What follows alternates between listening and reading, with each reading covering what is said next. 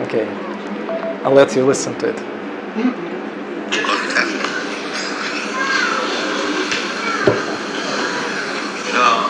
I'm very glad to see you, and I'm coming. First of all, Mexico City.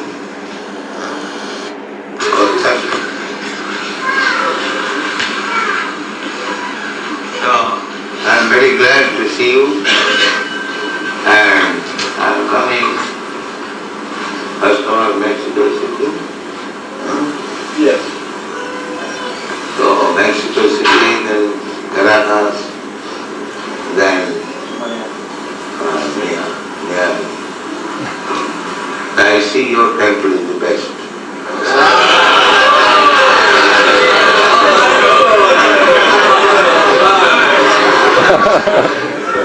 So, Chaitanya Mahaprabhu is very kind. Parama Purana Mahadvijana, two lords, Nitai Gaura Chandra, Nityananda Prabhu and Sri Chaitanya Mahaprabhu. They are very kind. They appear just to reclaim the fallen souls of this age. So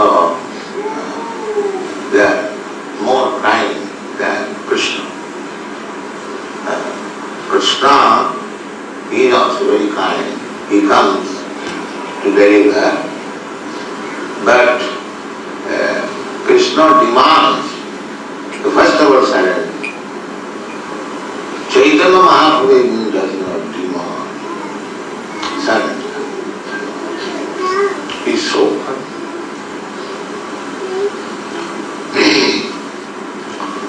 So, the result of how Sri Chaitanya Mahaprabhu, I'll be happy. Thank you.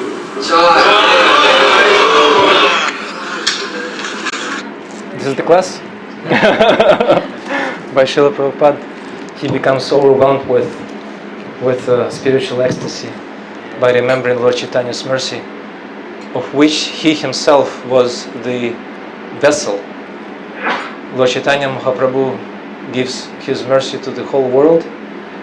Many of his contemporaries, in their remembrances of Lord Chaitanya, descriptions of his pastimes, they fall short of words to explain how Lord Chaitanya Mahaprabhu is merciful. They express their emotions, their understanding through emotions, and sometimes these emotions, they just burst out of their hearts in their poetry and their songs. And like we just heard Srila Prabhupada himself, his voice choked up and he couldn't continue. Like Prabodhananda Saraswati Thakur, a contemporary of Lord Chaitanya Mahaprabhu.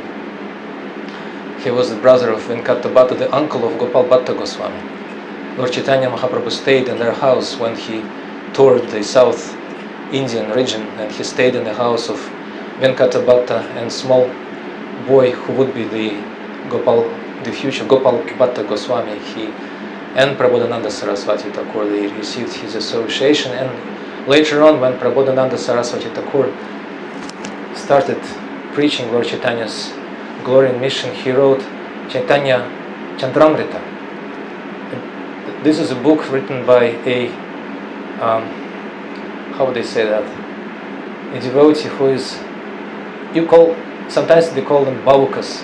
Bhavukas means people who are given to extreme emotions. So Prabodhananda Saraswati Thakur, a philosopher par excellence, describing Lord Chaitanya Mahaprabhu's mercy, becomes choked up and he cannot find words to explain how merciful Lord Chaitanya Mahaprabhu is. One of the verses he wrote in Chaitanya Chandramrita is, he says, Vanchitosmi, Vanchitosmi, Vanchitosmi, Nasamshayha, Vishva Gora Rasam Magnam, Sparshopi Mamana Bhavat. It's a very simple verse. He says, I'm cheated, I'm Vanchitosmi, I am cheated, of this there is no doubt. Nasamshayha. Vishva Gora Rasam Magnam, the whole world is inundated, engulfed by Lord Chaitanya's mercy. But Mamopi, but I, not even a drop of that mercy touched me. And then he also says, describing Lord Chaitanya's mercy, he says, Lord Chaitanya is so merciful that no matter how you get in touch with him, drishtach, sprishtach, kirtitach, samspritova, durasthara pyanata vadritova, primnas saram datum ishayakasa deva Chaitanya, divam dayalum, the last line. He says, if you see him, drishtach, when he's seen, sprishtach, when he's touched, like that fisherman who fished out Lord Chaitanya in his Puri pastimes. He was fishing, the fisherman, and Lord Chaitanya was caught in his nets. And when he pulled him out of the waters of the ocean, he was forced to touch Lord Chaitanya Mahaprabhu. He was very scared. He thought it was a dead body or corpse or a ghost. But something forced him to touch Lord Chaitanya. As soon as he did that, he himself became mad with love of Krishna and started running around saying Krishna, Krishna. So Sprishtach, Kirtitach, when he is glorified, Sanskritova, when he is remembered, Durasthara Pyanato, when he is bowed down from a distance, or he is worshipped on the altar. Regardless of how you get in touch with Lord Chaitanya, you get the same result. Prema, prema, not just prema, but sara, prema sara, the essence of prema. So Lord Srila Prabhupada is the repository, the vehicle of Lord Chaitanya's mercy. Lord Chaitanya appears in this world in three ways, is explained by Krishnadas Kaviraj Goswami. One of them is his Swayam, Swayam Prakash, when he is personally present. And of course, when he was personally present, he would send waves of ecstatic love around. And the people who didn't even hear him sing, but those who could just see him dance, just by the scene of Lord Chaitanya's dancing, they became lovers of Krishna, visually.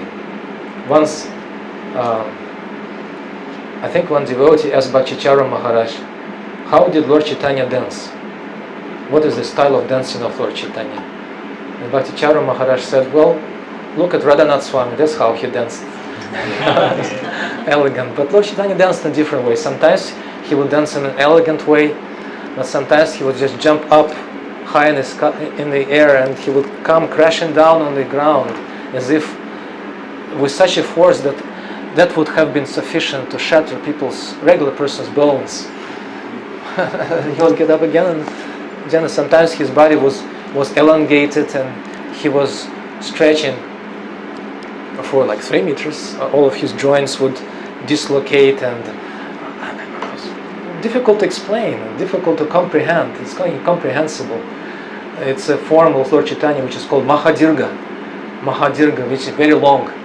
And sometimes he would contract all of his limbs into his body and he would assume a form of a tortoise, like kurma. And all of his limbs, his head and his hands and legs were completely retracted into the body. And the cows of Puri would come taking advantage of that situation, and they would come and lick Lord Chaitanya's body. That's how they would serve him. So, incomprehensible, completely. And regardless of how we get in touch with him, we get the same. But we were speaking about how Lord Chaitanya manifested in 3 different forms. One of them is Swayam Prakasha, when he manifested himself. And sometimes he did it in different places at the same time, when during the pastime of Bheda Kirtan in front of Jagannath Ratha Yatra, the Ratha of Lord Chaitanya, of Lord Jagannath, he would manifest in different groups of devotees chanting in different places. And some people could see that and some could not. And even when he was situated in one group, at the center of that circle of devotees dancing around him, he would manifest his faces in all directions so he could see all of the devotees at the same time. Sarvatomukam, we hear in the Shastra that the Lord everywhere are his faces, his hands, his bodies, his legs, his eyes. He is called Sarvatomukam, one who sees everywhere, who looks everywhere, looks in all directions. And Lord Chaitanya manifested that. So this is Swayam. But there are 2 even more important manifestations of Lord Chaitanya. One of them is called Avirbhava, when Lord Chaitanya manifests in a subtle form which cannot be seen but can be felt. And everyone could hear the presence and feel the presence of Lord Chaitanya when the rapture of love spreads. Like Srila Prabhupada, when he would chant, sometimes devotees saw amazing transformations of the reality around them, as if the stones, the walls would melt, as if the the space would expand, as if the entire spiritual world would just come pouring down from above. That was the experience devotees felt in Prabhupada's presence. So this is an Avirbhava, when Lord Chaitanya would come in a subtle form, and he would make himself feasible, not feasible, what's the word I'm looking for? Palpable, perceptible by the devotees present. And there are 4 places in which Lord Chaitanya manifests himself in this way. 2 are related to kitchens, and 2 are related to kirtans. That's why Prabhupada says that we just chant Hare Krishna and take prasadam, because that's Lord Chaitanya's favorite places where he manifests himself, where devotees take prasadam. And the 2 places are Mother Shachi's kitchen and Raghava Pandit's kitchen. So he's there, always taking prasadam that was cooked by his pure devotees. And 2 places where kirtan is performed, Srivas Thakur's house and wherever Lord Nityananda performs kirtans. So one is stationary, which is in Navadvip, and one is mobile. He travels with Lord Nityananda's kirtans party. So this is the second form of Lord Chaitanya. And the third one, most important for us, it's called Avesha, when Lord Chaitanya enters the heart of his pure devotee and makes him, or her, should I say, because regardless of the gender, regardless of the limitations of the body and backgrounds, ethnicities, etc., he manifests in the hearts of his pure devotees, and through their bodies, through their minds, their words, he blesses the world as if he were present personally. Sometimes he would manifest omniscience, omnipotence through these devotees, as if he was himself present in that place. And the example given is that of what's his name? Yes, Pradyumna Brahmachari. Right? Pradyumna Brahmachari? Pradyumna Brahmachari, who was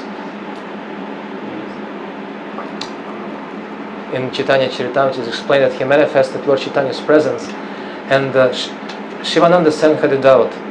He said, no, there are too many stories about Lord Chaitanya, not all of them are authentic. Maybe this devotee has just imagined something.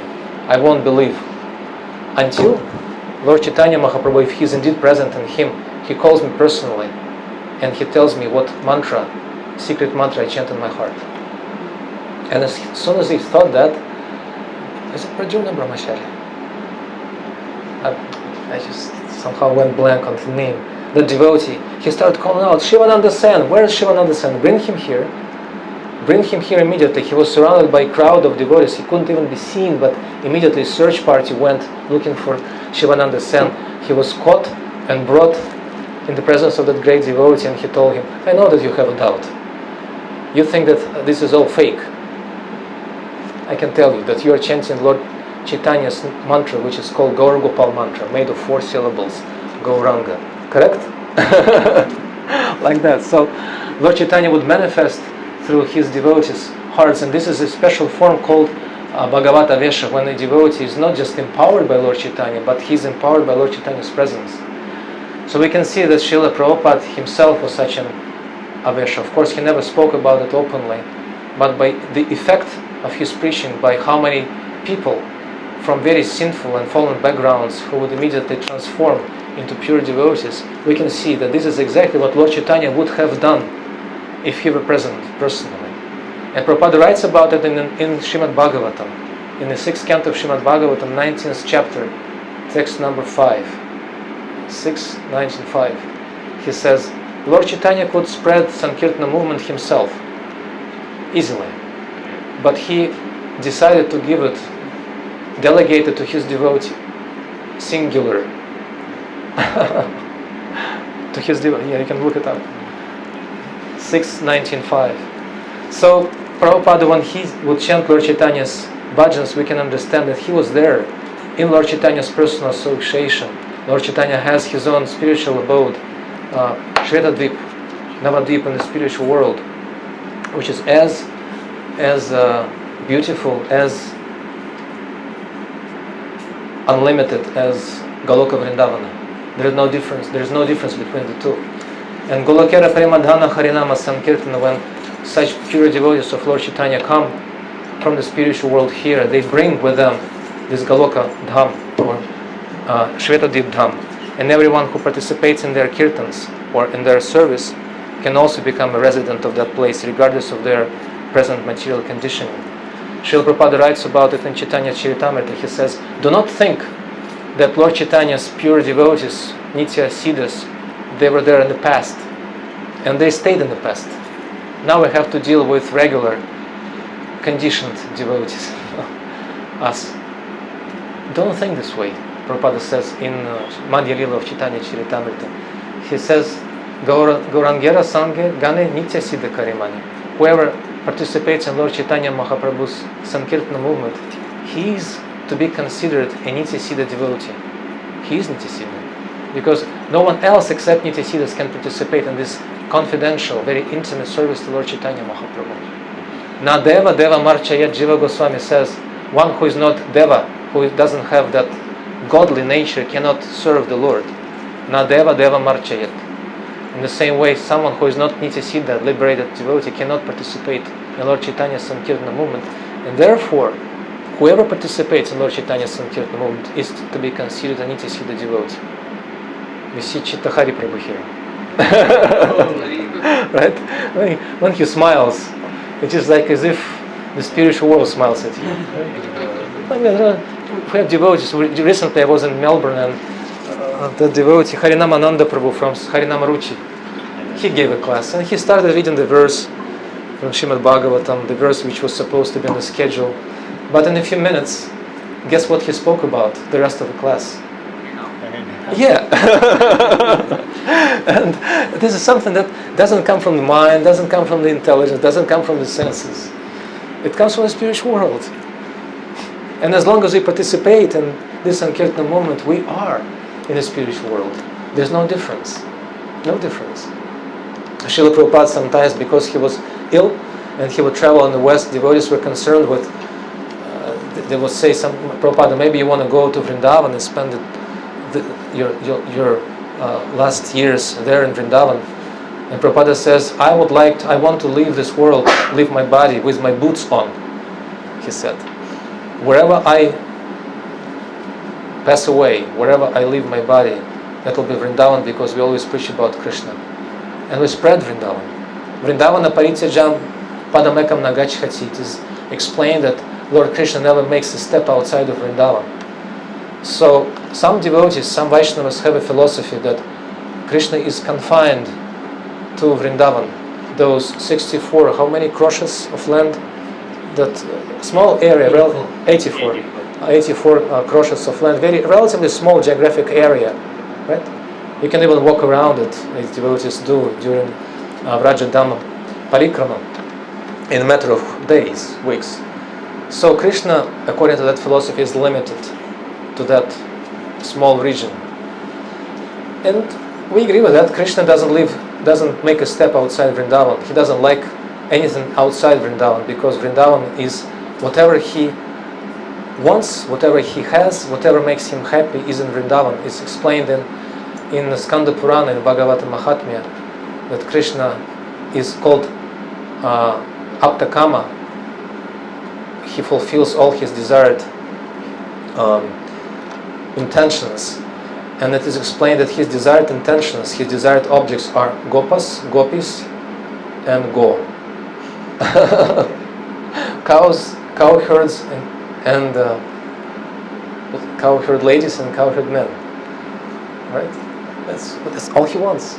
Vrindavanam, Govardhanam, Yamuna, Purina, Nicha, Yadvikshya, Uttama Pritir, Rama Madhavayor Dripa. Shukadev Goswami says in the 10th canto of Srimad Bhagavatam, he says, "Oh King," addressing Maharaja Parikshit Nripa, when Krishna moved from Gokul to Vrindavan, then this Krishna's and Balaram's emotions are described in this verse.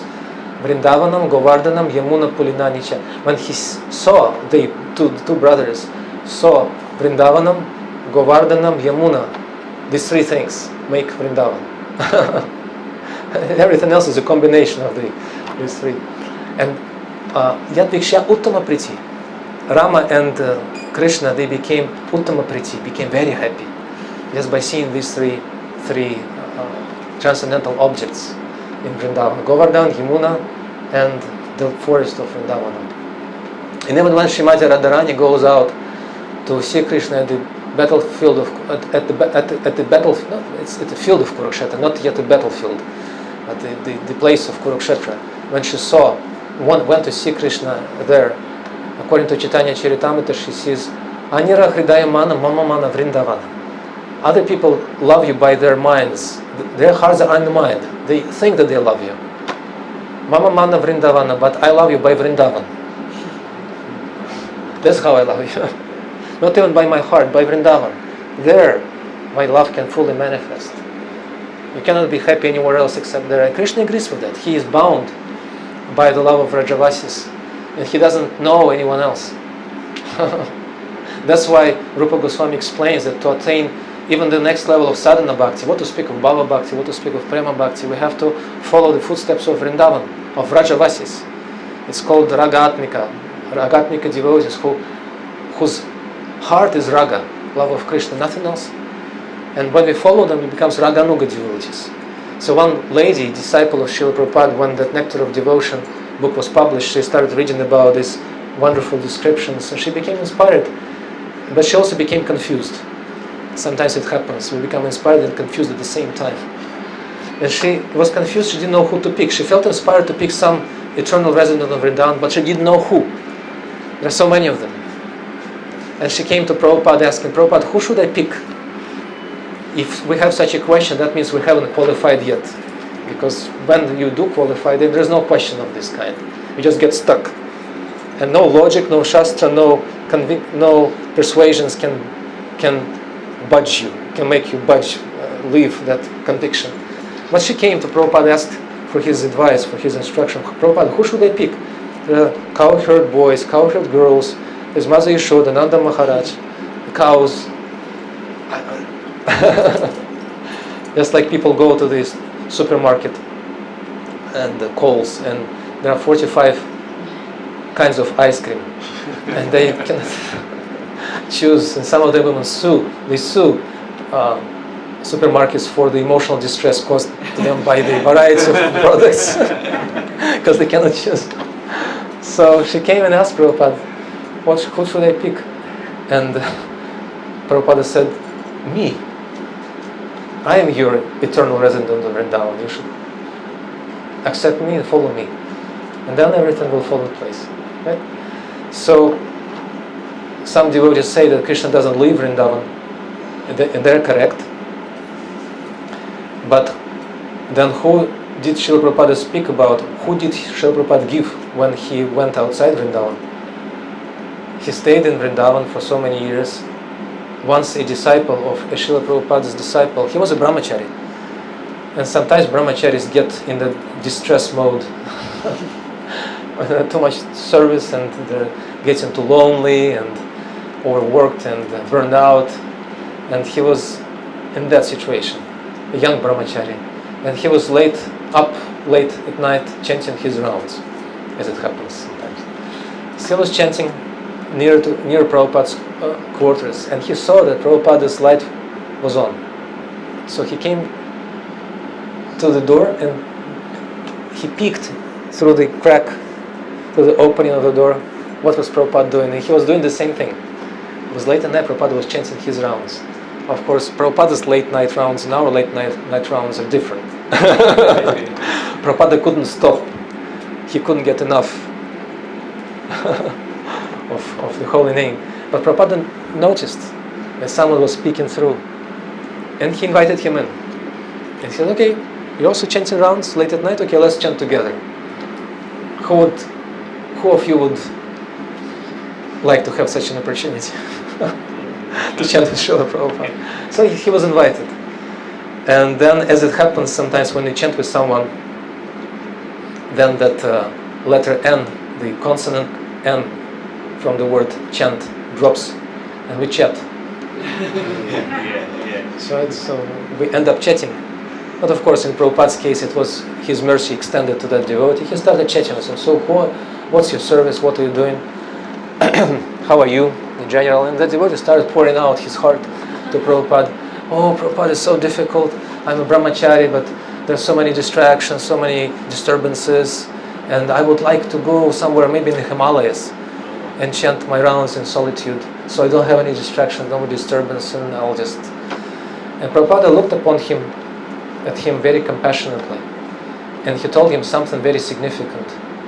He said, do not make this mistake of going away from your service. He said, I wasted 12 years in Vrindavan in solitude. That was his words. I wasted 12 years in Vrindavan. This was Prabhupada's mood. That even though he stayed there right next to Rupa Goswami's Samadhi and Bhajan Kutir in the center of the spiritual world, but his mood is, as long as I cannot fulfill the order of my spiritual master, this time is wasted. I shouldn't be sitting here. I don't deserve to be sitting here. I should go somewhere else and preach. But since I cannot go, I haven't prepared this myself yet. So I have to spend my time here uselessly. That was his mood. When Prabhupada came to London, Mukunda Maharaj writes in his book Miracle on 2nd Avenue, they were looking for a proper place for Prabhupada to stay in London, and they found a very kind of decent, clean, but a bit awkwardly positioned apartment. It was, I think, on the 2nd floor, and there was a slanted ceiling, and the window was looking out at the wall. There was a wall maybe about 2 meters away from the window. A very awkward location. But somehow they couldn't afford anything else. They prepared the room for Prabhupada. Prabhupada was invited, and Mukunda Das at that time, he was very anxious. But when Prabhupada entered, and he was brought into that room, in the sitting room, when Prabhupada saw that what they call that ceiling, at an angular ceiling, and the window looking out and facing the brick wall, he became ecstatic. He said, this reminds me of Vrindavan. This is exactly how I was sitting in the kitchen, I was looking out at the Samadhi of Srila Rupa Goswami, and that wall was right next to the window. Even there in London, Krishna arranged for Prabhupada something that would be a semblance of Vrindavan. So Srila Prabhupada, he was spreading Krishna consciousness in the mood of Vrindavan because he didn't force Krishna to go outside of Vrindavan. Devotees never do that. Devotees never separate Krishna from his dear devotees. That's an offense. Akrura paid a very dear price for taking Krishna out of Vrindavan, right? To this day, why they don't perform Rathayatras in Vrindavan? Because if the gopis see someone driving Krishna in a chariot, they curse that person. The gopis, because they don't want Krishna to be taken out. It's very dangerous to perform Rathayatras in Vrindavan. At least that's the explanation I was given. And it's explained in Srimad Bhagavatam how the gopis, when they saw Akrura taking Krishna out on a chariot, they all assembled. They abandoned all their shyness and concealment of their feelings. They abandoned all their social considerations, and they just surrounded Krishna, openly expressing their feelings to him and trying to hold the chariot in place. Some of them would throw themselves under the wheels, some would hold the horses, and some would try to hold Krishna and grab him, and some would try to reason with Akrura, and some were praying to the demigods, saying, oh, you foolish demigods, why don't you arrange for some disaster, some earthquake or some hurricane or something, some storm, so Krishna could be stopped in his tracks and couldn't go anywhere. Like that. So it's dangerous to take Krishna out of Vrindavan. We should never even think of that, because this is an aparad. But so what did Prabhupada do? He just took Vrindavan.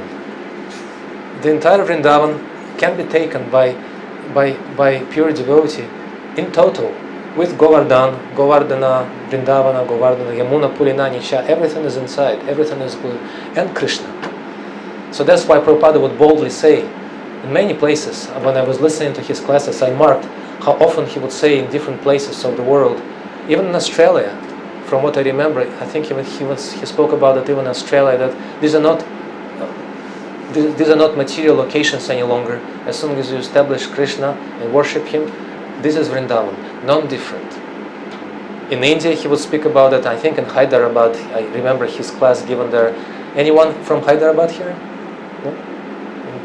Anyway, he said, this is not Hyderabad, this is Goloka Vrindavan, because you worship Krishna here.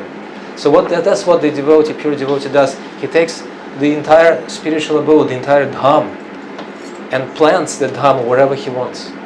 That's why Prabhupada says in the 10th canto of Srimad Bhagavatam that the Dhamma is a place, any place where Krishna is manifested, especially, he says, especially in the heart of a devotee. This is called the Dhamma. And such a devotee who carries Krishna in his heart, he can give him to whoever he wants. Anyway, we have digressed from what he wanted to say. We wanted to sing this bhajan, Paramakaranam. So I just want to give you a little bit of a background. When Prabhupada sings these bhajans, he explains that even if we don't understand the words, even if we don't understand the intentions of the acharyas, if we just sing them, we become part of the mood, become part of the spiritual reality in which they live. We're invited by participation in these bhajans. And Prabhupada oftentimes, as we said, explained or tried to explain this bhajan. And sometimes he was not able to explain because of his spiritual emotions. So we'll try to sing this bhajan. We're not as fortunate to experience the emotions and get choked up by singing it, but at least we can try to invoke Srila Prabhupada and the Acharyas Lord Chandas Thakur's mercy by singing this bhajan, Paramakarana Pahuduijana. You have that? I remember if you need.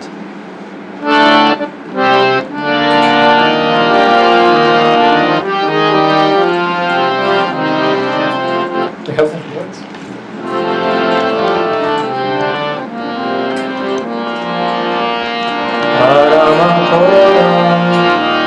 You have words? You have words? Yeah. You got lyrics? Yeah.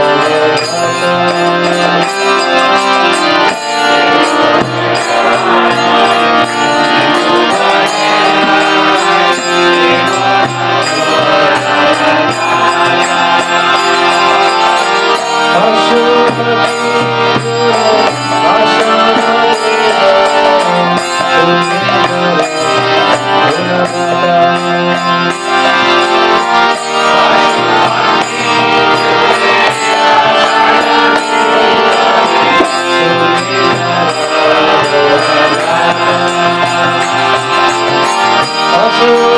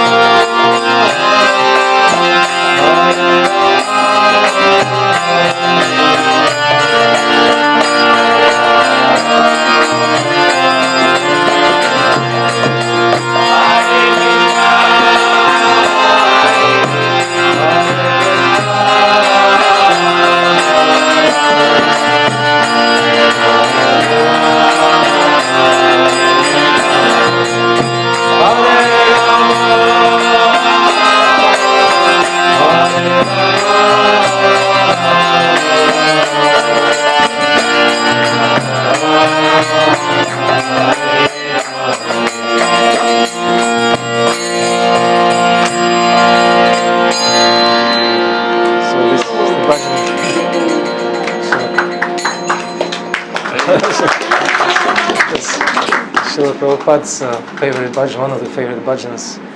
He also loved bhajan Gaurapahu, one of the most favorite bhajans by Srila Prabhupada.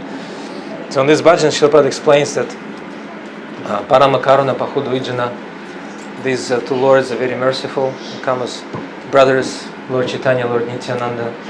Vande Shri Krishna Chaitanya Nityananda Sahaditao Gauradaya Pushpavanto Chitrao Shamdao Tamanodao. They rise simultaneously. Like, it doesn't happen with the regular moon and sun, but these moon and this sun, Lord Chaitanya, Lord Nityananda, come up on the horizon of Gauda to bless the entire world. Chitram Shamdao Tamanodao, and they spread those wonderful rays of mercy. And they contain the essence of all avatars. They bring Kevala Ananda Kanda. There is no conditions, no stipulations, no limitations for their mercy. So much so that Srila Bhaktisiddhanta Saraswati Thakur comments on Chaitanya Bhagavat when Lord Advaita Acharya comes to Lord Chaitanya Mahaprabhu and he begs from a very special mercy. He says, "Dear Lord, could you please fulfill one of my desires? Could you please make all these foolish, fallen people of this world become your pure devotees? So that would glorify your mercy. Everyone will have a chance." And Srila Bhaktisiddhanta Saraswati Thakur writes a commentary, wonderful commentary. Actually, I should probably read it, but anyway, I won't read it. I'll just try to quote it by heart. But he says, by Lord Chaitanya's empowerment, these foolish and fallen people of this age of Kali, untouchables, Shudras, women, Westerners, anyone, Australians, Russians, and everyone in between, everyone, they manifest unlimited knowledge and devotion, and they put to shame all these people who are proud of their knowledge and noble upbringing and noble lineages. And that's how Lord Chaitanya Mahaprabhu defeats the position by empowering people who are otherwise completely unqualified for spiritual life. And he makes them gurus of the entire world. So Srila Prabhupada explains this, that Lord Chaitanya brings this mercy and he manifests the essence of all avatars. Prabhupada Saraswati Thakur, who we quoted today again in one of his verses in Chaitanya Chandramrita, says, what was the point of the appearance of Lord Narasimhadev? Why did Lord Varahadev appear? What was the use of that? It's very, only devotees can get away with such statements. What is the point of, what's the use of Lord Narasimhadev's appearance, or Varahadev's appearance, or Matsya Avatar, or Kapila Dev's? He lists them all. If it were not for Lord Chaitanya Mahaprabhu's, if he didn't come, there would have been no purpose, no meaning in the appearances of all other avatars in the world. That's called Saba Avatara Sara Shiromani. He's the essence. Everything culminates in Lord Chaitanya Mahaprabhu's appearance. And in Lord Chaitanya Mahaprabhu's appearance, everything culminates in Srila Prabhupada's going across the world, across the ocean, and spread his mission, his Sankirtana movement throughout the whole world. That's a fact. It's not an exaggeration. It's a fact. Like that. So, Sabhavatara Sarasharama Keval Ananda Kanda. Bhaja Bhaja Bhai. Brothers and sisters, Chaitanya Nitai Sudrida Vishva Sakori, just worship him with faith. Don't have doubts. And these doubts are easily removed. How are they removed? Because Lord Chaitanya is a Channa Avatara. He conceals himself in the Bhagavatam and in other Shastras. There are some indications, hints at his divinity, which cannot be really figured out by the greatest scholars, because even those greatest scholars, when they read the verse of Srimad Bhagavatam, Krishna Varnam Tvisha Krishnam Sangopan Gastra Parshadam, for us it's very clear, it's Lord Chaitanya Mahaprabhu, but for them it's not clear at all, because there are grammatical complications which hide Lord Chaitanya Mahaprabhu in the verses, in that verse. He is not revealed. Krishna Varnam Tvisha Akrishnam, or Tvisha Krishnam. That word can be broken up in differently. Could be Tvisha Akrishnam or Tvisha Krishnam. There is an ambiguity there. So he hides in that letter A, long A. You can break it up Tvisha Akrishnam or Tvisha Krishnam. Both are legitimate. And Sridhara Swami, the greatest commentator of Srimad Bhagavatam, he didn't write it's about Lord Chaitanya. He said, it's about Krishna. Tvisha Krishnam. So he's hidden. But when his pure devotees come and manifest, expose Lord Chaitanya Mahaprabhu to the whole world, he cannot hide any longer. Just like Sanatana Goswami, when he had a discussion with Lord Chaitanya, and they were describing different avatars, and Lord Chaitanya quoted the verse, Krishna Varnam Tvisha Krishnam Sangopangastra Parashadam Yagya Sankirtana Prayaya Ejanti Hisumeddasaha. The word Prayaha means that in the age of Kali, any spiritual progress is to be made primarily by the chanting of the holy name in Sankirtana. Everything else is secondary and dependent on the strength of ours, on the strength of Sankirtana. All the other processes, worshiping the Lord on the altar, meditation, varnashama, everything else should be preceded, followed, and accompanied by Sankirtana. So he was explaining that to Sanatana Goswami, and he says, in the age of Kali, the Lord appears in the golden form, surrounded by his pure devotees, and he always chants the holy names. And he wanted to move on, but Sanatana Goswami didn't let him move on. He said, no, wait a second. Do I understand it correctly that in the age of Kali the Lord appears in the golden form? And he is surrounded by his very close devotees. They're called Angas. Angas conveys the sense of intimacy. They're just like his hands and arms and legs. He literally reaches out through them. He walks or moves around through them.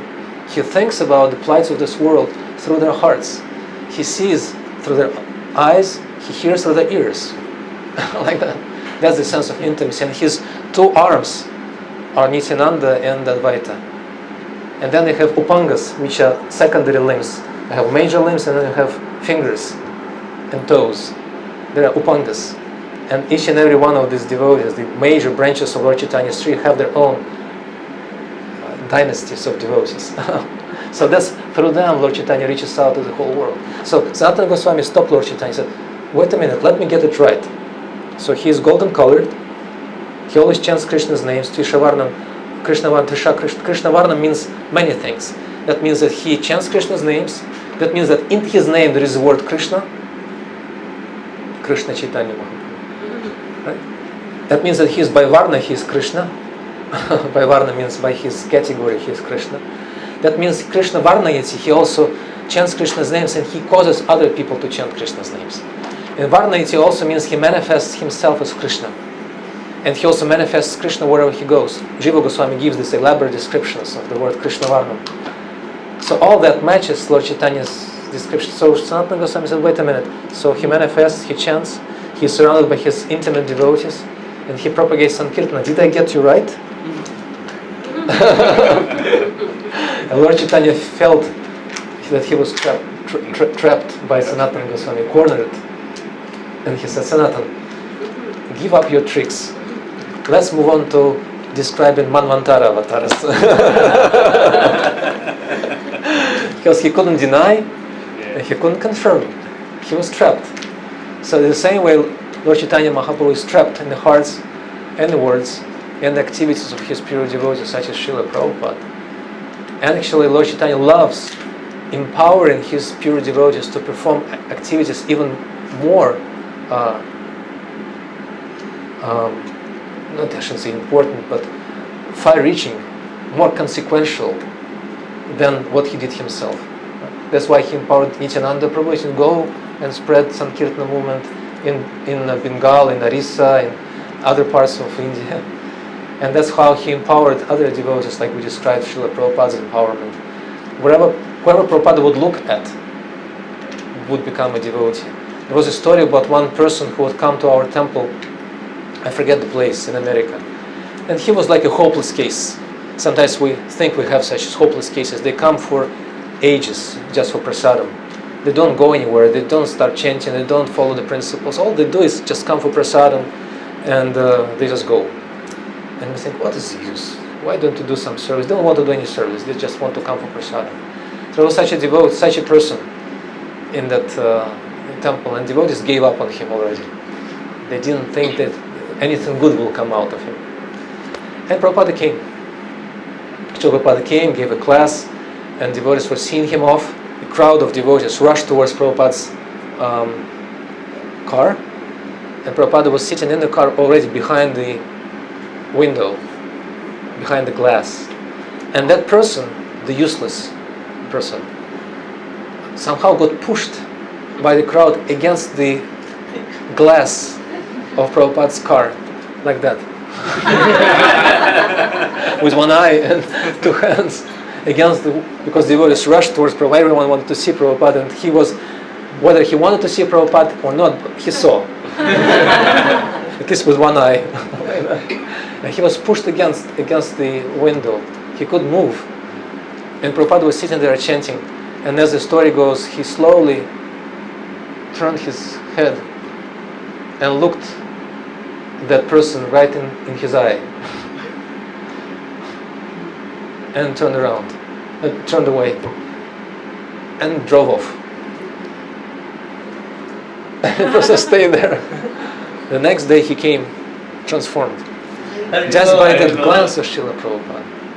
So we cannot even estimate the potency that Lord Chaitanya, out of his love for his pure devotees, invests in them. And he makes them manifest Sabhavatara Sara Shiromani in their preaching and their personal example. That's why Prabodhananda Saraswati Thakur, again speaking of him, the transcendental extremist, he says, Acharya Dharmam, Paricharya Vishnu, Vicharya Tirthani, Vicharya Vidan, Vinana Gaura Priyapada Savam, Dushprapya Vidadi Dushprapya Padam Vadanti. He says, Acharya Dharmam, you can follow all these rules of dharma you want. Varnashama, Stri Dharma, Purusha Dharma, Dharma, Kshatriya Dharma, Brahmana Dharma, this Dharma, that Dharma. Follow them all you want. Acharya Dharmam, Paricharya Vishnu, you can worship Lord Vishnu on the altar. Because people worship Lord Vishnu usually from selfish purposes. Just like one good friend of mine, he's a businessman, he recently asked me, I heard there is a form of Vishnu in India who is lying down and he is approached for material benedictions. Where is that form? I think he's referring to Shirangana. Acharya Dharma, Paricharya Vishnu, you can worship Lord Vishnu. Vicharya Tirthani, you can travel to holy places. Or you can Vicharya Vidan, you can contemplate the Vedas and study them thoroughly. Vinana Gaura Priyapada Sevan, if you don't serve the lotus feet of Lord Chaitanya's dear devotees, Vinana Gaura Priyapada Sevan, Vidadi Dushprapya Padam Vadanti, all these goals of Vedic knowledge will remain unattainable for you. Everything will be useless. Shabde Brahmani Nishnatam Nanishnayat Pariyadi Shamastasya Shama Paloh Yadheva Yadhyanu Iva Rakshitaha. If you don't worship Lord Chaitanya Mahaprabhu, then taking care of all the secondary principles of devotion of spiritual life will be just like taking care of a cow that doesn't give you milk. Very hard labor. A lot of hay, a lot of grass, but no milk, no outcome. So Prabhupada says, Bhaja Bhaja Bhai Chaitanya, I don't doubt. Prabhupada explains, Lord Chandas Thakur sings, just worship Lord Chaitanya Sudrida Vishwa Sakori, Vishaya Chhariya, just give up your ideas about this world as a pleasant place. Give up your ideas of sense gratification. He's not asking to give up sense gratification per se because it's very difficult to do, but at least give up the idea that you can be happy in this world without Lord Chaitanya's service and his devotees. And then to encourage us, he says, don't think you'll be failure. Look at the examples. Dekho aure bai, are bai. Look, are bai, look, dekare bai. Tribhavanenai imona doeladan. There is no one more merciful than Lord Chaitanya, because even the birds and the animals, when they get in touch with them, they become devotees. Are you worse than them? You're not worse than them. So you'll be as fortunate as them. Prabhupada writes in a commentary, we cannot make animals and birds to chant Hare Krishna, but at least we can inspire humans to chant Hare Krishna and become fortunate. And then Lord Chandas Thakur, in the last stanza of this bhajana, laments his ill fortune as he presents it. He says, Samsari Majjaya. Yeah, the whole world is inundated by Lord Chaitanya's mercy, but Samsara Majjaya, I have drowned in the ocean of samsara, samsara manjaya. Rohili Pori sepade nahilo ash, I don't have the desire to worship Lord Chaitanya's lotus feet. Apana karma, and I have to suffer my resultant sinful activities, lamenting my ill fortune. And this is the secret. Even though these acharyas are completely sincere and honest when they say things like that, where Krishnadas Kaviraj says, I am worse than Jagai Madhai, I am more fallen than Jagai Madhai, worse than a worm and stool. He says, anyone who chants my name will lose all pious credits. They're completely sincere. But what we learn from these expressions of their sincerity and humility is that to attain Lord Chaitanya's mercy, there is only one key, there is only one condition, one trick. That is dainya. Dainya means a devotee considers himself completely unworthy of this mercy. He doesn't think he deserves it. Whoever thinks he deserves it doesn't get it. And whoever thinks he doesn't deserve it, he gets it fully. It just pours down on him. That's why Srila Prabhupada taught his disciples, in your preaching, always depend on the mercy of Lord Chaitanya and think yourselves to be completely undeserving of that mercy, and then it will come. Lord Chaitanya Mahaprabhu couldn't stand the smell of pride in people's hearts.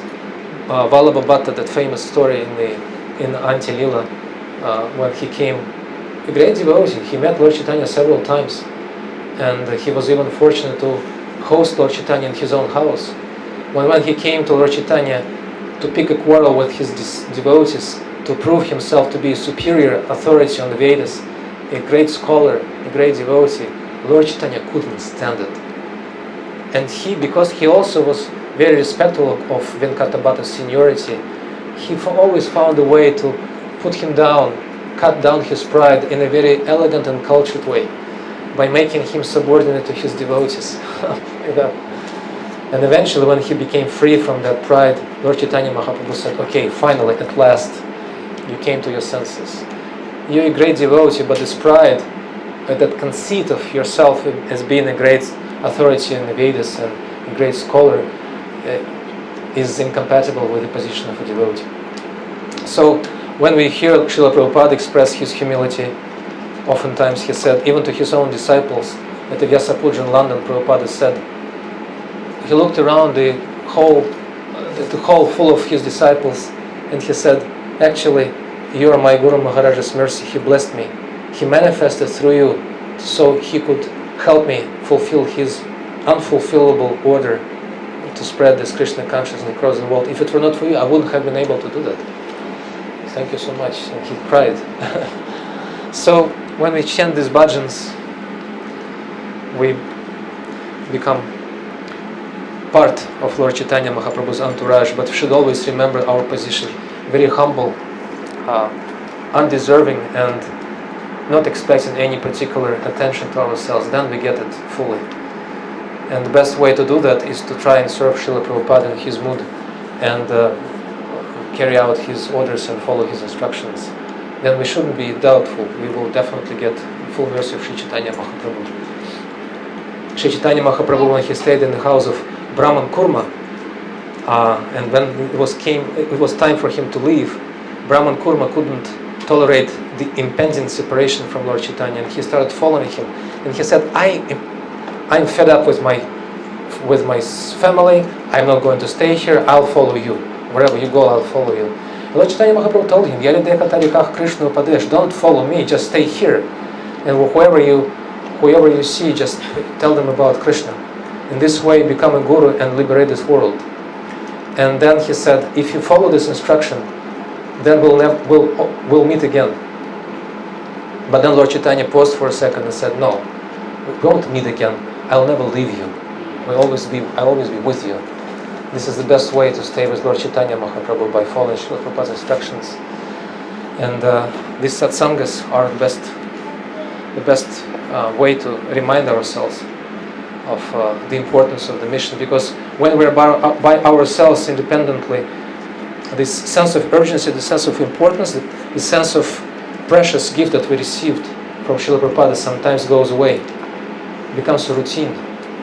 But when we get together and Bhaktya Sanjataya Bhaktya, become enlightened and enlivened by the other devotees' devotion and sincerity, then we have a chance. So this is my inspiration also. Whenever I'm separated from the devotees, I feel that I have no hope. But when we have devotees around us, and then regardless of who these devotees are, junior, senior, peers, it doesn't really matter. It doesn't matter, dear devotees. It doesn't matter. There should be devotees. This is the last instruction of Ramanuja Acharya to his disciples. He told them, before leaving, he told them a list of instructions that would safeguard their spiritual lives. And he told them many things, one after another. If you do this, if you cannot do this, do that. If you cannot do that, do this. And he gave them a whole list. And then the last instruction he gave, if you cannot do anything else, if everything else fails you, if you cannot follow all the other principles of devotional service, you just be with the devotees of Lord Chaitanya, of Lord Krishna. Just be with them, physically, be with them in their association. Just stay with them. Just go to the place where they assemble and sit there. Nothing else. And stay awake, of course. It's best to stay awake in their association. That's the message for today, because the topic was today balancing one's life, right? It's impossible to balance your life. In the age of Kali, balancing one's life in the age of Kali is an impossible proposal. It can only be possible by Lord Chaitanya's mercy. Everything is unfavorable in the age of Kali. Kalir dosha nidhera janasti hyeka mahat guna. Kirdandeva Krishna sya mukta sangha paramprajit. Of course, we have the great acharyas like Bhaktivinoda Thakur telling us how we should balance our lives. He says, unless we become paramahamsas, we should make sure that four things in our lives are taken care of. Physical, he says, physical, we should exercise, eat proper food, right? Put sun screen on your skin when you walk around. All these things, very relevant on such a hot day. He says emotional needs should be also taken care of. We should make sure that we are peaceful and we are with people who make us peaceful and fulfilled emotionally. We should feel important to someone, and that also leads to the third condition of a balanced life, social. We should have a very fulfilling, supportive social interaction with the devotees. And there are also explanations of how we should pick our association. Rupa Goswami explains that there should be three criteria met. Svajatiya Shaya Snigdhe Sadhusanga Svatovare. He says sadhusanga should be characterized by three criteria. Sajatiya Shaya, that the devotees should have the same aspirations. They should be resonant with our own aspirations. Just like resonance, when we play a tune, the same tune on one string, then another string starts vibrating the same in resonance, right? So there should be that resonance of asha, of hope, aspiration. Sajatiya Shaya Snigdhe. And snigdha is very important. Devotees should be very affectionate to each other. They should feel that the happiness and the success of other devotees is my success, is my happiness. That's called snigdha. Snigdha is a synonym of prema or love. Snigdha. Sadhatiya Shaya Snigdhe. And then the third is extremely important. Sadhusanga Svatovare, we should associate. This is very important and very difficult, because Svatovare means we should look for devotees who are superior to us in some ways, who are better than us. They're more sincere, they're more knowledgeable, they're more dedicated, they're more hardworking than us, they're senior to us. It's very difficult because we don't usually, I can say for myself, don't like to associate with people who are visibly superior to us, because for obvious reasons. It eclipses our glories. No, Rupa Goswami says, when these three conditions are met, resonance of aspiration, snigdha means affection, and superiority, then the sadhusanga becomes very effective. So Bhaktivinoda Thakur says social life should be very fulfilling and supportive. And the last one, he says, spiritual we should follow our sadhana very carefully. Srila Prabhupada quoted his own example when he was a very busy grihastha running a pharmaceutical business, very lucrative business. Then it was a very lucrative business, pharmaceuticals, and I think now it's even more so. People like to get sick. And there are so many medicines for that, right? Which make people even more sick, some of them. As Prahlada Maharaj says, that medicine is worse than a disease it's supposed to cure. So Prabhupada was in the pharmaceutical business, and he also had his own tricks. He said that he had that pharmacy in Prayag, in Allahabad. In his pharmacy, he had a doctor. He would come and prescribe medicines that were available in his pharmacy. So they were cooperating. The doctor would prescribe the medicine, and you could just go and buy them. That's how they cooperated with each other. But Prabhupada was very busy, but he said that regardless of how busy I was, I would always find time for chanting Hare Krishna. And this is how I balanced my life, he said. It's like life hack from Prabhupada. He said, when I would wake up, I would immediately chant 4 rounds. Then before breakfast, I would chant 4 rounds. And before lunch, 4 rounds. And before dinner, 4 rounds. 16 rounds. That was a vow. I wouldn't take breakfast, wouldn't take lunch, wouldn't take dinner before chanting 4 rounds. Like that. That was his life hack.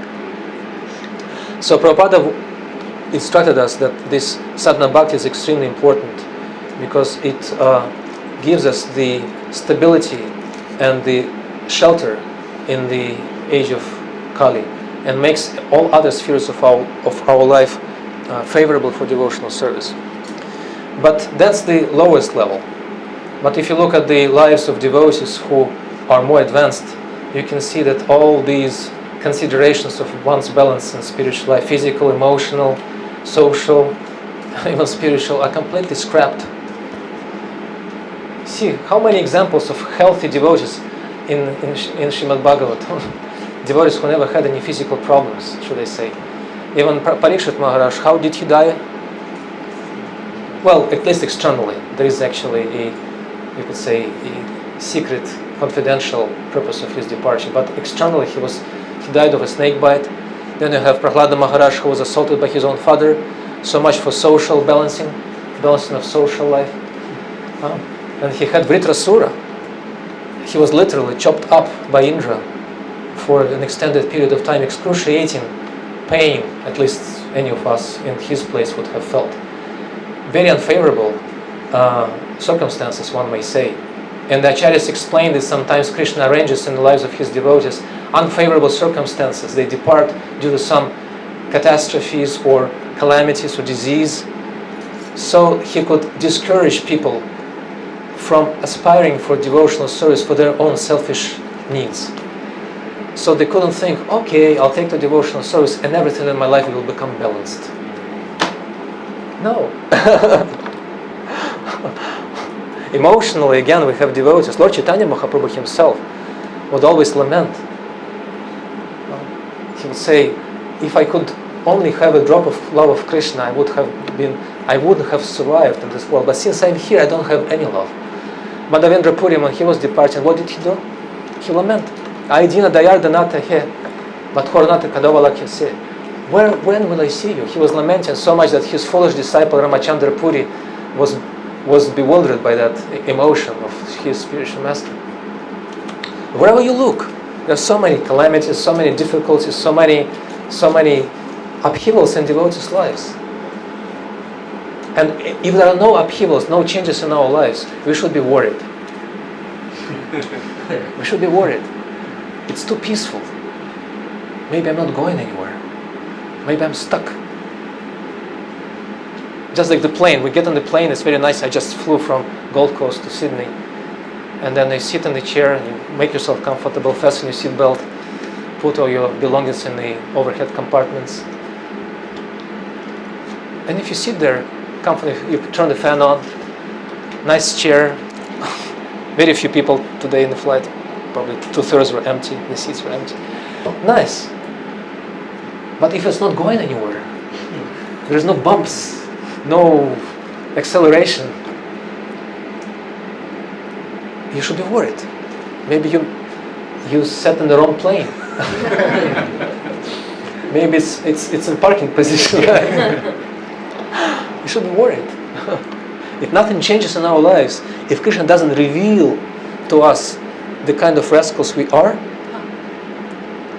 that's again not my words, it's in the Bhagavatam. The Bhagavatam says when devotee attains a certain level of devotional advancement, then the light of devotional service illuminates, highlights his or her anarthas in the heart.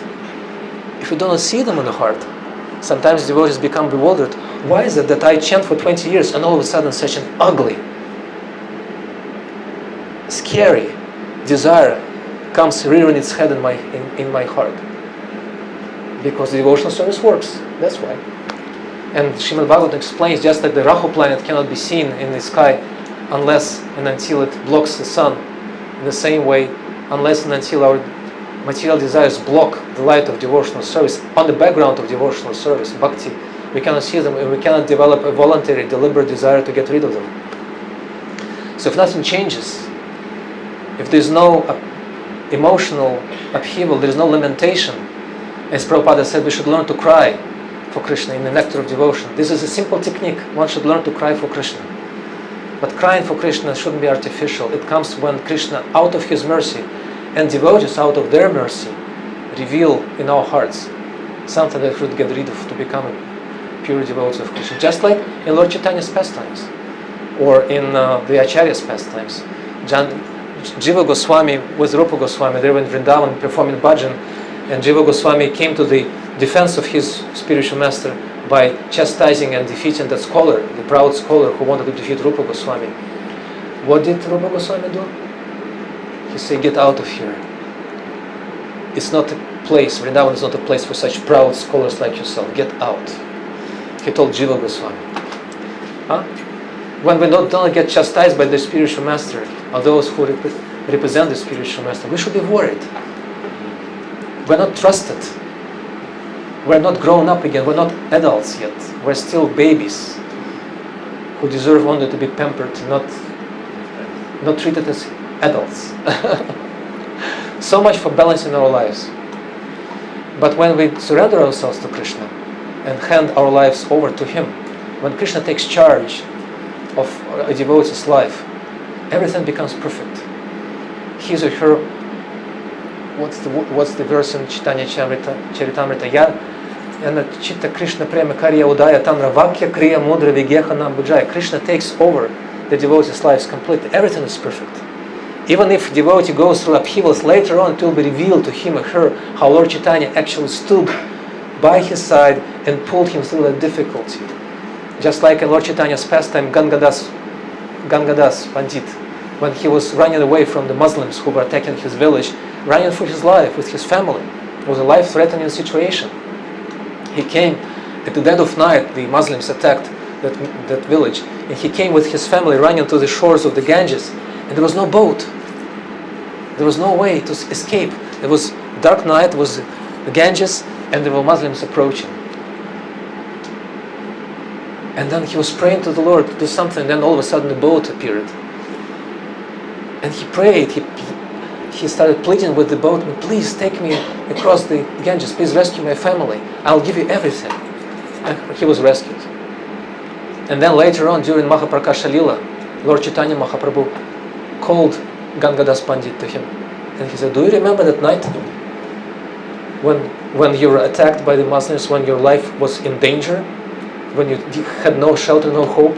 Do you remember that boatman who came to your rescue? I was that boatman. I came. So it might not be visible, might not be evident to us at the point when it's happening to us. It might come through some miracle, it might come through devotees.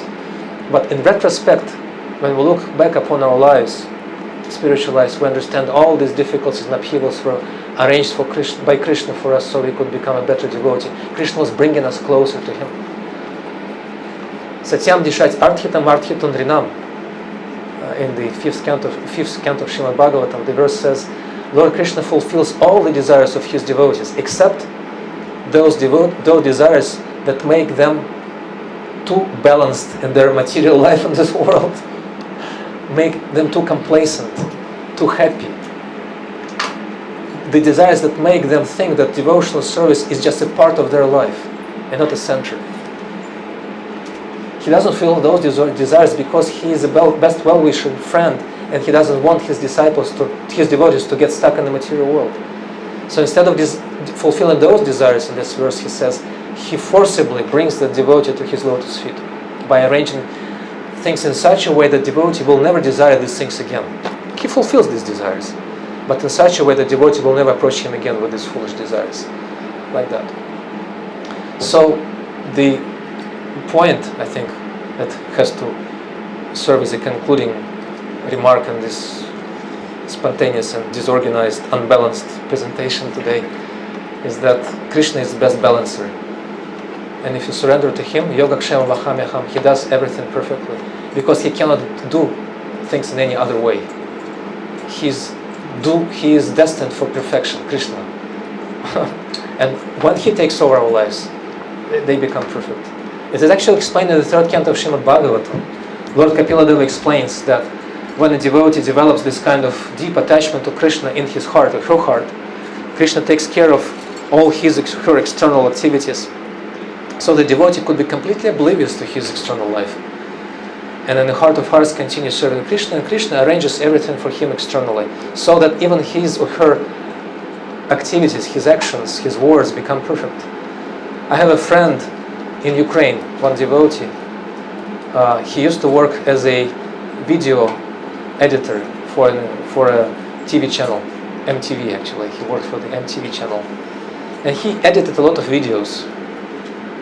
You know, videos are made of frames, for those of you who know, like 24, 25 frames a second, sometimes 60 frames a second. So those frames, they're still pictures, and when they move fast enough, then they think it's a moving picture, it's a video. So he knew how to do these things. And he became a devotee, and he was requested to make a video of Srila Prabhupada. So he was given video clips, and he started editing them by the frame, 24, 25 frames a second. And he noticed something that he had never seen anywhere else. He edited a lot of videos, and sometimes even the greatest, most famous stars, they get caught in very awkward and stupid looking expressions, with their eyes half open and their tongue sticking out or something like that. But when he was going frame by frame through Prabhupada's video clips, he couldn't find a single clip, single frame, which was not perfectly composed. 25 times a second. Why? Because Krishna takes over everything in his pure devotee's life, even his facial expressions. There are no pictures of Prabhupada which look the same. They're all expressing different emotions. Sometimes he's grave, sometimes he's even somber, you could say. Sometimes he's very jolly, sometimes he's serious, sometimes he's stern. There are no similar pictures of Prabhupada, but in all of them he is all attractive. There is also a picture of Prabhupada when he has his eyes wide open. Like wide, I cannot even with my hands open my eyes that wide. And with a grin on his face from, as he said, from ear to ear. Very special emotion. But all of them are all attractive. Why? Because Krishna takes over the life of his pure devotee and makes sure that everything he does, everything he says is perfect. In the same way, our lives, we should balance our lives in such a way that nothing can prevent us from following the instructions of the spiritual master. That's how Srila Prabhupada explains the balance we require to achieve. That requires a system of management, of time management, so we always have time to wake up early in the morning and chant rounds. That requires a system that we can always remember to feed Krishna before eating ourselves. That requires a system we could always read a page or two of Srila Prabhupada's books, because this is just like brushing the teeth. None of us forget to brush the teeth or do something else in the morning, to take a shower, because it's socially unacceptable. People won't like to deal with us if we don't do these simple things. In the same way, spiritually, the balance in our lives is that we should put Krishna in the center, give him the best quality time, the best food, the best attention. The choicest words, Krishna is glorified as Uttama Shloka. Uttama Shloka means he should be glorified with the best words and also with the best emotions, the best feelings. And then Krishna takes charge of our lives and brings that balance into our lives. The balance that will allow us to always remember him and go back to the spiritual world in the shortest possible time.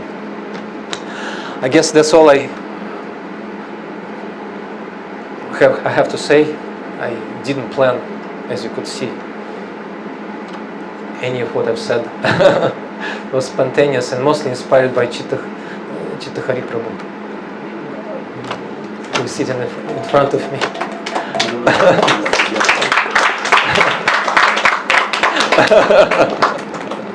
And I've known Chitta Hari Prabhu for many years, and he never changes.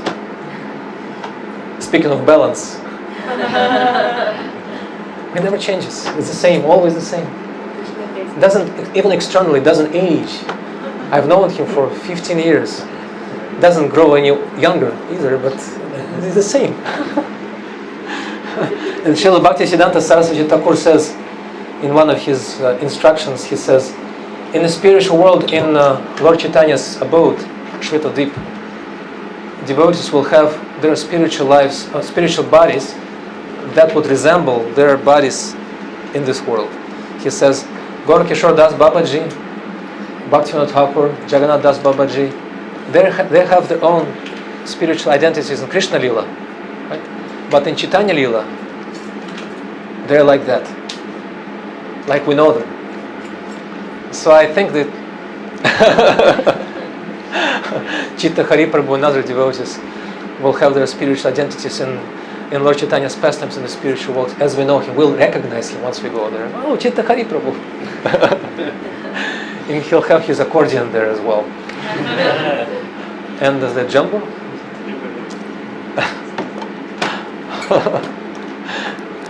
That's all. Sorry, I have already spoken for too long. Do you have any questions or any corrections or any additions, comments, anything? I just wanted to mention, you said Chitta Hari Prabhu is well balanced, and I feel based on your class, maybe Krishna is taking care of him so much based on the emotions that he's putting into Krishna. So that's what I can learn. Yeah. Krishna says, Ananya Shchintayantavam Jana Paripasate Tesham Nitya Bhyuktanam Yogakshayam Vahamyaham. He says, I'll take care of you. You don't have to take care of yourself. I mean, you perform your duties, you perform your work and make an effort in the realm of your expertise, but the results, I'll give you the results. If you, Ananya Shchintayantamam, always think about me. Paripasate, if you serve me to the best of your ability. Paripasata means serve me in different ways. And do it every day. Nitya Bhyaktanam. Nitya means eternally or always, but for us it means every day. Do it every day. That's as the closest to eternity we can muster, by doing it every day, regularly. Regularity is very important. It's close to the closest thing we can produce to our eternal engagement in the spiritual world. Once Prabhupada was in Vrindavan with devotees. I think it was on their first visit. They stayed in Radha Damodar Mandir because they didn't have any place to stay, so they stayed there. Mukunda Maharaj remembers once when he went to Vrindavan for the first time, he slept on the roof and he kept his wallet with his passport, his money and his ticket by his side. And at night he woke up, something stirred him out of his dream, out of his sleep, and he saw a hand reaching out for his wallet at night. That was a monkey. He woke up just in time to save his documents and his valuables, right? So they stayed in Radha Damodar Mandir. And there was one old lady, a widow, who would come every day to the temple, Radha Damodar, carrying a jug of Yamuna water for bathing Radha Damodar, like that. And she would come every day. And Prabhupada explained she would go to the Jamuna early in the morning, regardless of the weather, whether it was cold or hot. She would take her bath, and while taking her bath, she would also bring water in the jug for Lord Damodar's bathing in the morning, for his abhishek. So one day she didn't come. And what did Prabhupada say? He said, she died. That was the only reason why she didn't come. Nothing else would have prevented her. She passed away, she left, she went back to the spiritual world. So this kind of unwavering, unswerving determination is required in carrying out the instructions of the spiritual master. The most important of which is to chant the prescribed number of rounds every day. So that should be the foundation. And that's also based on the Srimad Bhagavatam. In the 4th canto of Bhagavatam, Sanat Kumara tells Prithu Maharaj, he says, one should mold his life in such a way that he doesn't have a chance to spend one day without hearing about Krishna and serving him. It should be an effort to structure our lives in such a way that we cannot help but remember Krishna. Because unfortunately we can't spend a day and two without remembering Krishna. I mean, yeah, I can. Chitta Hari Prabhu cannot, but I can. And we have to connect things we cannot live without, like food and sleep and internet. Right? Or maybe that's not the right order. Internet, food and sleep, right? In order of priority. Right? We should connect them with things that we can't live without, unfortunately, like hearing about Krishna, reading Prabhupada's books, associating with devotees, chanting. We should connect them. And I have a friend, a devotee, he took a vow. There are 4 regulative principles. He's initiated, but he took a 5th vow. He said, I will not open my phone in the morning. I will not start it up until I read 30 minutes, for 30 minutes, Prabhupada's books. Then I can. That's how you connect. So that's the balance in our lives. Any other comments?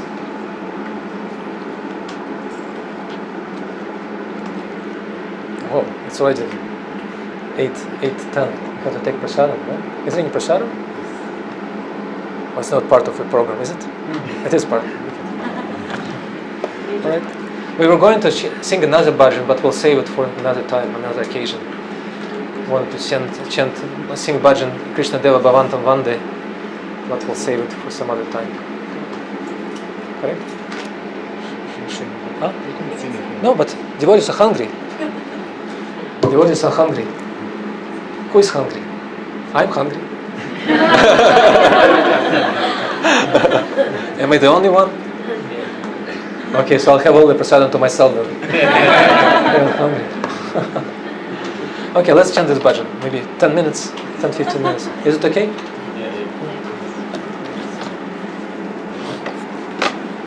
So the bhajan Krishna, I don't know, if it's chanted, we'll have to explain it. Okay, the discussion will save for some other time. But one of the reasons why I really like this bhajan is that it's one of the few bhajans that Srila Prabhupada included completely in his commentary, Srimad Bhagavatam. In the 1st canto of Bhagavatam, he all of a sudden refers to this bhajan. I can. Do you need it? I remember. Everyone found it? Krishna Deva Bhavantam Vande.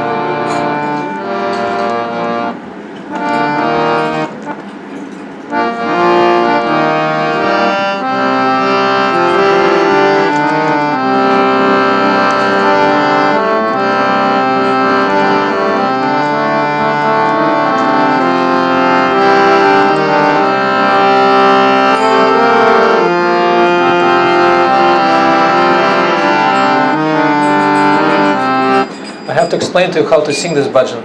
This is the refrain, Krishna Deva Bhavantam Vande, Krishna Deva Bhavantam Vande. We sing it twice, that first line, Krishna Deva Bhavantam Vande, Krishna Deva Bhavantam. I sing it twice, you sing it twice. Then we sing the other part of the refrain, Mamma Samadu Karam, Arpaya Nija Pada, Pankaja Makarande, and then you follow. Okay? And then we sing the stanzas. It's a wonderful bhajan, dear devotees. I can give you the reference where Prabhupada quotes it and explains it in the Srimad Bhagavatam, so you can read it for yourself.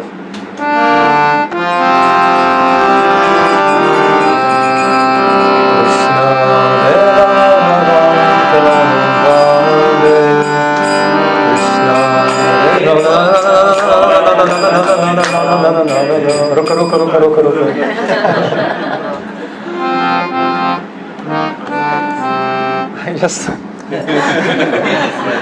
I just remembered a wonderful story all of a sudden, which was told by Radha Govinda Maharaj. In Prabhupada's remembrances, before he met Prabhupada, he came to, I forget the place where Prabhupada was at that time. Was it Surat? I don't remember. Please forgive me, I don't remember the geographic location. Anyway, he came there and he saw posters around the city in India. He was looking for a spiritual master. And then he saw posters of Bhaktivedanta Swami with his Western disciple. He became intrigued. So he met Srila Prabhupada. It was a big procession, big ceremony, and the festival. Prabhupada liked that young Indian, very educated devotee, and he said, you please come to another place where I will be for an extended period of time. We'll have a discussion there. So he gave him the address and gave him the time. He said, I'm too busy now, but let's talk some other time. So future Radha Govinda Maharaj came to that place, to that city, on that day. He came to the place and entered the house, and there was no one there. Then he started roaming around the rooms, and in one room he found an elderly Indian gentleman, and he asked him, where is Bhaktivedanta Swami? Do you know the story? No. And you know the story. And the gentleman asked him, why do you want to meet him? Radha Govinda Maharaj said, because he's my guru. And he asked, why do you think that he's your guru? Because he's Lord Chaitanya Mahaprabhu's pure devotee. And the gentleman asked, but who is Lord Chaitanya? And Radha Govinda Maharaj said, well, he's Krishna himself, he's Bhagavan. And this Indian gentleman said, no, he's not Bhagavan. He's a pure devotee of Krishna, but he's not Krishna. No, he's Krishna. The Chaitanya Charitamrita proves. No, these are just fables. And that young gentleman, future Radha Govinda Maharaj, became very angry at this Indian gentleman. He said, Tum chup raho. That's what he said. And as he said that, some Westerners came into the room and started offering obeisances to this gentleman. It was Prabhupada. Somehow Prabhupada pulled that mystic potency on his, I don't know how he managed. He said, Radha Govinda Maharaj didn't recognize him. I said, oh, please forgive me. He became very ashamed, very scared for saying this very disrespectful thing to. At least this is how I remember. Please forgive me. There are some correct. Is it correct? Okay. So I don't exaggerate things, but this is how I remember.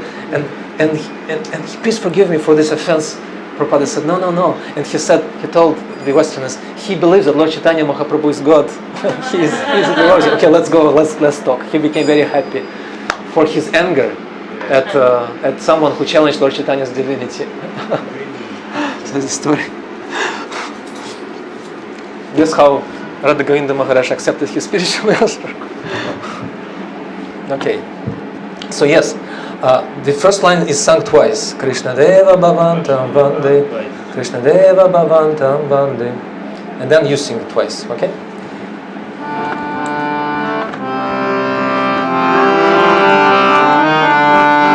Krishna Deva Bhavantam Vande, Krishna Deva Bhavantam Vande, Krishna Deva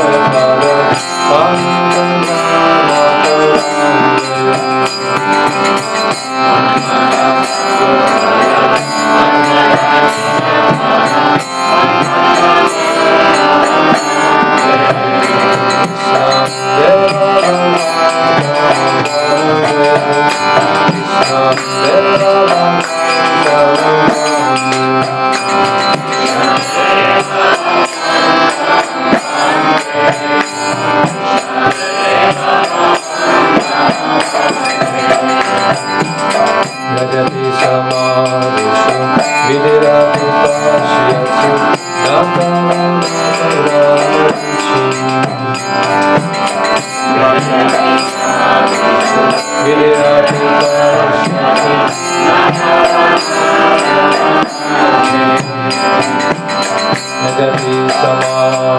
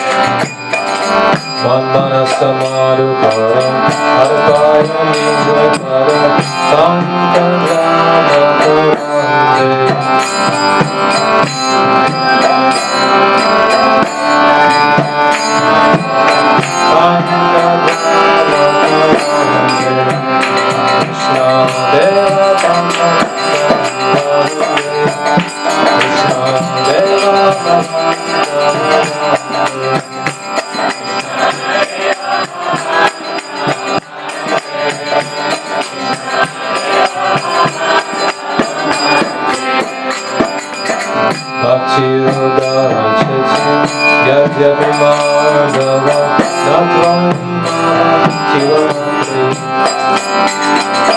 Bhakti Udarachati Yadyapi Madhava Natvam Tilamantri Bhakti Udarachati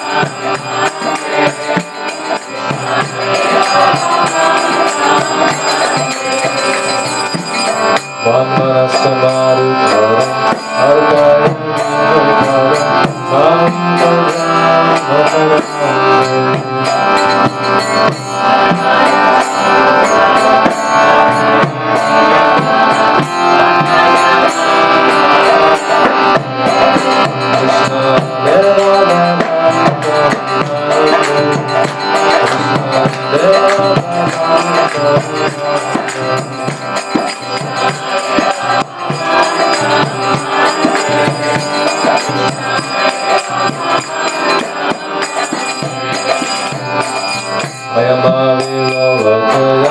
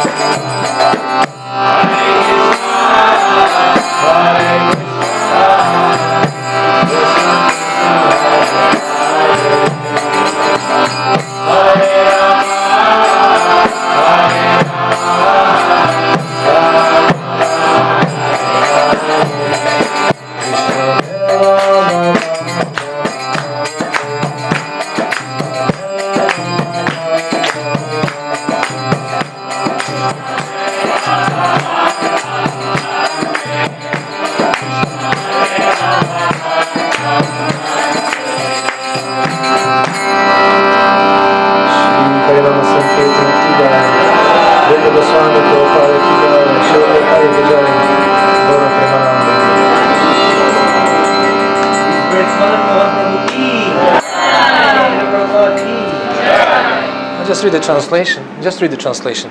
Nothing else. Just no more discussions. Just read the translation. It's not from the songbook. I want to read the translation in Prabhupada's, from the Prabhupada's commentary. So it's 1st Canto, 11th chapter, text 26. 1:11:26. It makes me think that Prabhupada was actually living, at that time he was living in Vrindavan, in Radha Damodar Mandir, and he was looking out the window at the Samadhi and bhajan Kutir Rupa Goswami, and maybe something inspired him to include that bhajan of Rupa Goswami into his commentary and his purport, because it cannot, there's nothing else it could come from. No acharyas mentioned that, and just out of the blue they say this bhajan appears in Prabhupada's commentary. And the translation that Prabhupada, I won't read the whole commentary, even though I would encourage you to read it. It's a wonderful verse and the commentary, but I'll just read the translation. So 1:11:26. Shiyo nivasu yashiram panapandam panapatra mukam drisham bhahavaloka palanam saranganam padam bhajam. So I'll just skip to the last section of Prabhupada's purport, in which he says, this verse describes the beauty of Krishna. The Lord's chest is the abode of the goddess of fortune. His moon-like face is the drinking vessel for eyes which hanker after all that is beautiful. His arms are the resting places for the administrative demigods, and his lotus feet are the refuge of pure devotees who never talk or sing of any subject except his lordship. Prabhupada explains many things in his commentary, and then finally he says, the essence of everything is the Supreme Lord. He is called the Saram, and those who sing and talk about him are called Sarangas, or the pure devotees. Saranga means bee also. The pure devotees are always hankering after the lotus feet of the Lord. The lotus has a kind of honey which is transcendentally relished by the devotees. They are like the bees who are always after the honey. Srila Rupa Goswami, the great devotee Acharya of the гаудия-вайшнавизм Sampradaya, has sung a song about that lotus honey, comparing himself to the bee. And then Prabhupada quotes, "O my Lord Krishna, I beg to offer my prayers unto you. My mind is like the bee, and it is after some honey. Kindly therefore give my bee mind a place at your lotus feet, which are the resources for all transcendental honey. I know that even big demigods like Brahma do not see the rays of the nails of your lotus feet, even though they are engaged in deep meditation for years together. Still, O infallible one, my ambition is such, for you are very merciful to your surrendered devotees. O Madhava, I know also that I have no genuine devotion for the service of your lotus feet, but because your lordship is inconceivably powerful, you can do what is impossible to be done. Your lotus feet can deride even the nectar of the heavenly kingdom, and therefore I am very much attracted to them. O Supreme Eternal, please therefore let my mind be fixed at your lotus feet, so that eternally I may be able to relish the taste of your transcendental service." And then Prabhupada concludes, the devotees are satisfied with being placed at the lotus feet of the Lord, and have no ambition to see his all-beautiful face, or aspire for the protection of the strong arms of the Lord. They are humble by nature, and the Lord is always leaning towards such humble devotees. That's all. Srila Prabhupada ki jai. Thank you so much. And sorry for keeping you away from prasadam for so long, making you fast on the fast day.